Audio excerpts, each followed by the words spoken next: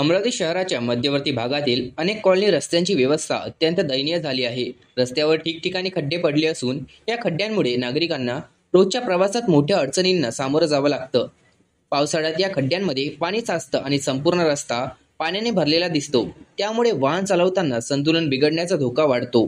शाळेत जाणाऱ्या मुलांना, नोकरीसाठी जाणाऱ्या युवकांना तसेच रोजच्या कामानिमित्त बाहेर पडणाऱ्या महिलांनाही खूप त्रास सहन करावा लागतो।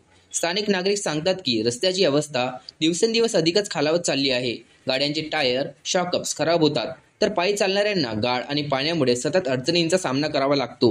मुख्य रस्त्यावर काही प्रमाणात काम झालं असलं तरी कॉलनी भागातील रस्त्याची दुरुस्ती मात्र होत नाही, अशी खंत नागरिक व्यक्त करत आहे। नागरिकांची एकच मागणी आहे की या कॉलनी रस्त्याकडे प्रशासनाने लवकर लक्ष द्यावं आणि दुरुस्तीचे काम तातडीने करण्यात यावं, कारण रस्ते हे लोकांच्या रोजच्या जीवनाशी थेट जोडलेले आहेत आणि त्यांची नीट व्यवस्था असणे अत्यंत आवश्यक आहे।